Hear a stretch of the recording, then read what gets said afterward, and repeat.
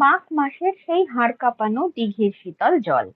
মহারাজ কৃষ্ণচন্দ্রের মাথায় হঠাৎ এলো আজব এক কৌশল।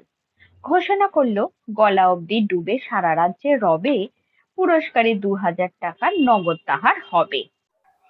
দরিদ্র এক ব্রাহ্মণ এসে নিলেন সেই ঝুঁকি। মেয়ের বিয়ের দায় মেটাতে মরণ খেলায় উকি। পাহারায় ছিল এক প্রহরী লণ্ঠন হাতে নিয়ে। সকালবেলা রাজার দরবারে খবর দিল গিয়ে, ব্রাহ্মণ তো জয় মহারাজ, অসাধ্য করেছে সাধন। ঠিক তখনই এক হিংসুটে সভাসদ রাজার সামনে গাইল কাঁদন। হ্যারিকেন জ্বলছিল দিঘির পাড়ে, সবাই তা জানে। সেই আলোর তাপে জল হয়েছে গরম আর আরামদায়ক।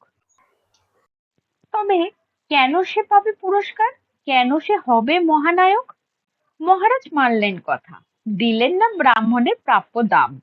ব্রাহ্মণ ব্যথিত হৃদয় ফিরছিল গ্রামে, নিয়ে ঠাকুরের নাম। হঠাৎ পথের মাঝে গোপাল ভাঁড়ের সাথে দেখা।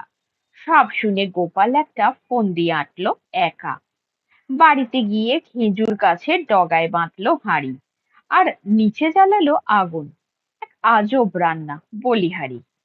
রাজসভায় না যাওয়াতে গোপাল রাজামশাই নিজেই এলেন দেখতে গোপালের কাণ্ড। দেখলেন খেজুর গাছের ডগায় ঝুলছে চালের ভাণ্ড।